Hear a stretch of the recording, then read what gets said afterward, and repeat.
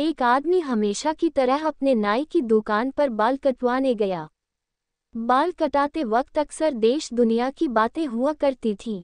आज भी वे सिनेमा, राजनीति और खेल जगत इत्यादि के बारे में बात कर रहे थे कि अचानक भगवान के अस्तित्व को लेकर बात होने लगी। नाई ने कहा, देखिए भैया, आपकी तरह मैं भगवान के अस्तित्व में यकीन नहीं रखता। तुम ऐसा क्यों कहते हो? आदमी ने पूछा। अरे, ये समझना बहुत आसान है। बस गली में जाए और आप समझ जाएंगे कि भगवान नहीं है। आप ही बताएं कि अगर भगवान होते तो क्या इतने लोग बीमार होते, इतने बच्चे अनाथ होते? अगर भगवान होते तो किसी को कोई दर्द, कोई तकलीफ नहीं होती। नाई ने बोलना जारी रखा, मैं ऐसे भगवान के बारे में नहीं सोच सकता जो इन सब चीजों को होने दे। आप ही बताएं, कहाँ है भगवान? आदमी एक क्षण के लिए रुका, कुछ सोचा, पर बहस बधेना इसलिए चुप ही रहा। नाई ने अपना काम खत्म किया और आदमी कुछ सोचते हुए दुकान से बाहर निकला और कुछ दूर जाकर खड़ा हो गया। कुछ देर इंतजार करने के बाद उसे एक लंबी दाढ़ी, मूंछ वाला अधेड़ व्यक्ति उस तरफ आता दिखाई पड़ा। उसे देखकर लगता था मानो वो कितने दिनों से नहाया धोया ना हो। आदमी तुरंत नाई की दुकान में वापस घुस गया और बोला, जानते हो इस दुनिया में नाई नहीं होते। भला कैसे नहीं होते हैं? नाई ने सवाल किया। मैं साक्षात तुम्हारे सामने हूँ। विस्मयादिबोधक चिन्ह। नहीं, आदमी ने कहा, वो नहीं होते हैं वरना किसी की भी लंबी दाढ़ी मूछ नहीं होती, पर वो देखो सामने उस आदमी की कितनी लंबी दाढ़ी मूछ है।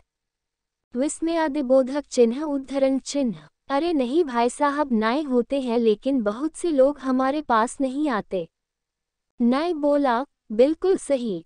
आदमी ने नाई को रोकते हुए कहा, यही तो बात है, भगवान भी होते हैं पर लोग उनके पास नहीं जाते और ना ही उन्हें खोजने का प्रयास करते हैं, इसीलिए दुनिया में इतना दर्द है। एक बार एक जोकर सर्कस में लोगों को एक चुटकुला सुना रहा था। चुटकुला सुनकर लोग खूब जोर जोर से हंसने लगे। कुछ देर बाद जोकर ने वही चुटकुला दोबारा सुनाया। अब की बार कम लोग हंसे। थोड़ा और समय बीतने के बाद तीसरी बार भी जोकर ने वही चुटकुला सुनाना शुरू किया। पर इससे पहले कि वो अपनी बात खत्म करता बीच में ही एक दर्शक बोला, अरे, कितनी बार एक ही चुटकुला सुनाओगे? कुछ और सुनाओ, अब इस पर हंसी नहीं आती। उद्धरण चिन्ह।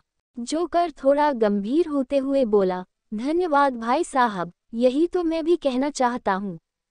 जब खुशी के एक कारण की वजह से आप लोग बार बार खुश नहीं हो सकते तो दुख के एक कारण से बार बार दुखी क्यों होते हो? भाइयों, हमारे जीवन में अधिक दुख और कम खुशी का यही कारण है। हम खुशी को आसानी से छोड़ देते हैं पर दुख को पकड़ कर बैठे रहते हैं। मित्रों, इस बात का आशय यह है कि जीवन में सुख दुख का आना जाना लगा रहता है, पर जिस तरह एक ही खुशी को हम बार बार नहीं महसूस करना चाहते, उसी तरह हमें एक ही दुख से बार बार दुखी नहीं महसूस करना चाहिए। जीवन में सफलता तभी मिलती है जब हम दुख को भूलकर आगे बढ़ने का प्रयत्न करते हैं। अगर आपको ये कहानी अच्छा लगा है तो चैनल को सब्सक्राइब कीजिए और वीडियो को लाइक कीजिए। तो मिलते हैं किसी नए वीडियो में।